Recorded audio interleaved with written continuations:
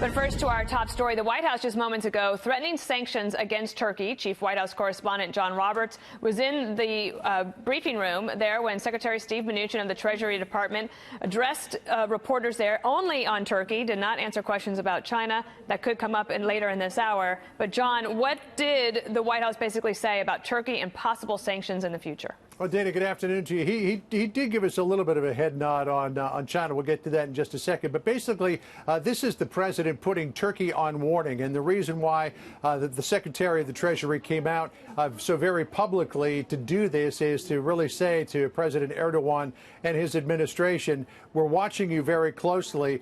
Don't go too far here. So what the president did is he signed an executive order that gives Treasury new powers to put in place harsh sanctions against anyone associated with the Turkish government, all in relation to their invasion of northern Syria. Don't forget the president, in the last couple of days, I think it was yesterday actually, tweeted out that he has three potential options on Turkey. One, he could send in thousands of U.S. troops to beat back the Turkish invasion and protect the Kurds. Two, he could put in place hard sanctions against the Turkish government. And three, he could mediate some sort of settlement between Turkey and the Kurds. The president, in response to a question I asked him yesterday as he was leaving for Minneapolis, was that he would rather have the third option here and mediate some sort of settlement between Turkey and the Kurds. But the president saying that if Turkey does not behave, if they go past a red line, and he didn't say what that red line was, which I think is interesting here, too, that they could put sanctions on. The president said that he could shut down the